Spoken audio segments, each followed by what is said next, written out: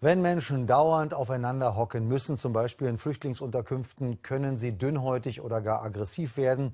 Über derart schwierige Umstände haben wir des Öfteren berichten müssen. Heute ist in einem Asylheim in Nauen die Situation eskaliert. Carsten Zummack.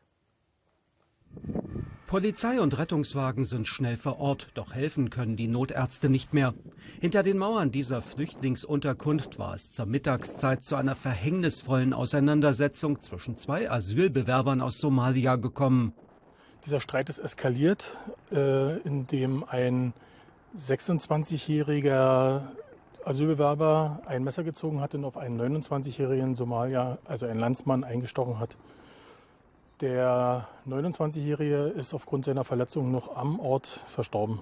Der Angreifer wurde von der Polizei festgenommen und soll in Anwesenheit eines Dolmetschers vernommen werden. Warum der Streit im Hausflur dieser Gemeinschaftsunterkunft für 250 Flüchtlinge eskalierte, ist zur Stunde noch unklar. Also zur Motivlage und zum Streit an sich liegen uns gar keine Hinweise noch nicht vor. Das muss erst im Rahmen der kriminalpolizeilichen Ermittlungstätigkeit herausgefunden werden. Die Mordkommission der Kriminalpolizei hat die Ermittlungen übernommen.